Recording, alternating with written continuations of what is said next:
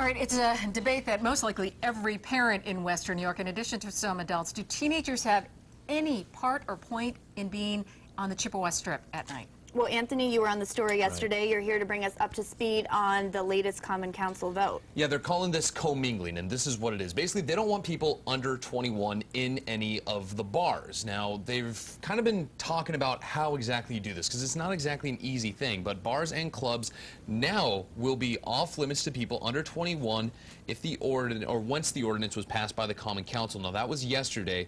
The vote was unanimous.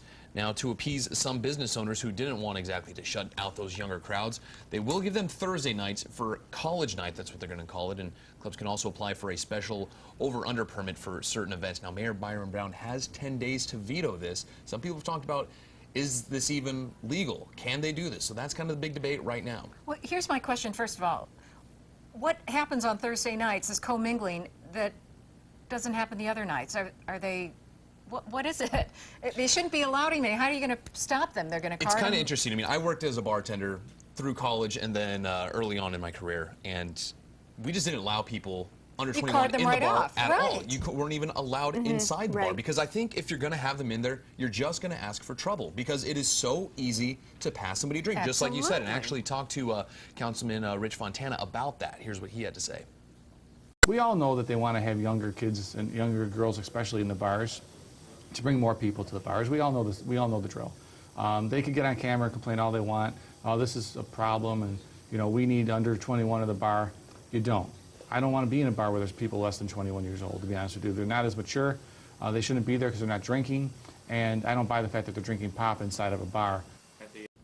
Because that's the big thing. What he's saying, it's very easy. Usually what they'll do is they'll give someone a wristband to say you're under 21, and then they're only drinking soda, technically, but how easy would it be just for someone to buy a drink, 2 drinks or whatever, and just pass it to someone else? Right? The one thing I have to say is I think that's good on Thursday nights if they do allow this. I remember I was in college for a long time. I was only there for 2 months when I was 21.